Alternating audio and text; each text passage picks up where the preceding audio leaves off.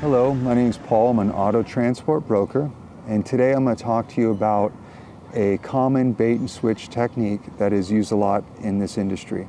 The brokers will tell the customers an initial quote that's unrealistic, that's very low. The customer will believe it and then have that broker represent them. Later on, the broker will come back to that customer and said, you know what, actually it's going to cost X amount of money, which will be $200, $300, $400 more than what they were originally quoted. Customer will usually just go ahead and pay it. They don't want to start from scratch, get another broker. Perhaps they paid an upfront deposit and they don't want to call their bank and try to get a charge back. They just shrug their shoulders and go ahead and pay it, and then the broker wins, and the broker just does it again, over and over again. It's a gift that keeps on giving. Let's look at an example, shall we? So I had a customer named Edward. Edward was shipping a Honda Civic between Delaware and North Carolina. It was inoperable, which means it doesn't run. The vehicle carrier needs to have a winch. So the vehicle carrier is going to charge more, usually $50 to $100 more. So I got him a quote before I called him. I go to Central Dispatch, and this is what I see. 2 vehicles like his have been shipped between the 2 locations that he's shipping his. One of them was $350 to the vehicle carrier. The other one was paid $400 to the vehicle carrier. This does not include the broker fee. Broker fee is going to be $100, $150 more than what you see here. So it's inoperable, so I added $50. So I took $350, added my broker fee of $100 plus $50 because the winch, and I called Edward and I said, Edward, my quote for you is $500.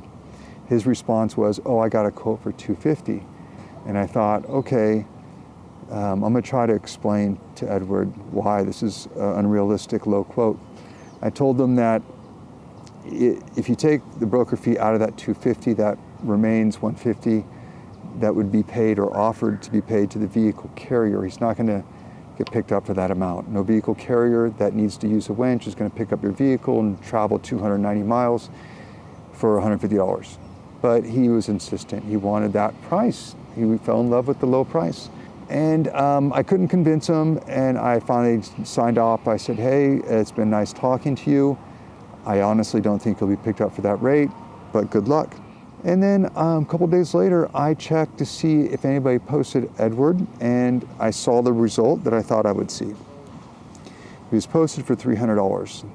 If you add a broker fee, because this is only the price going to the vehicle carrier, it'd be $100, $150. So I thought, okay, so he's going to have to pay at the no less than $400. It's a big difference than the $250 he was quoted. Oh, by the way, let's look at the broker that posted him. The broker's name is Roadrunners Auto Transport. They began business in October 2023. They've only been in business for 4 months. This is a seasonal company. These exist all over the place in our industry. They're usually in existence for 6 months. They don't care about the business. They don't care about giving good customer service. For them, it's just a cash grab. After 6 months of grabbing cash, giving bad service, they close their business, then reopen the next day with a new name to start all over again. As you can see, they have no rating in the old system. They have 3 reviews total. My company's got over 2,000. This is typical of the scammer company. A lot of times they're from India.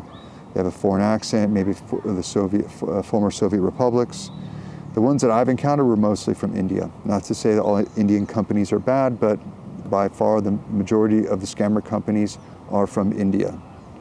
Also, their name is Roadrunners with an S. They're biting off the name of an established broker company called Roadrunner Auto Transport that's been around forever. They charge more, but they are a reputable company. Well, I came back a couple days later and I see that Roadrunners has boosted the price that they're offering to the driver to $350 because no one would be willing to touch his vehicle for $300. Come back, they upped it to $400. Come back, they upped it to $450. Plus a broker fee, it's $550, $600. Come back, now Edward has hired a second broker. No need to do that. carrier company is going to call the broker with the highest number, in this case 450. Come back, now Roadrunners has them at 500, and there's 2 more brokers representing Edward. No need for that. So I don't know if Edward ever got picked up, but I did send him a text and I said, hey, I have a YouTube channel. I like to help customers navigate this industry so they don't get fooled, so they don't pay too high price. And Edward responded, lawyers use car salesmen and contractors rate higher. I take that as he thinks brokers are dishonest snakes, and there are a lot of dishonest snakes in this industry. But you as a consumer can avoid these, all right? Just do research on the company you're thinking about doing business with. Google their name, check them out on Yelp, check the website fmcsa.dot.gov.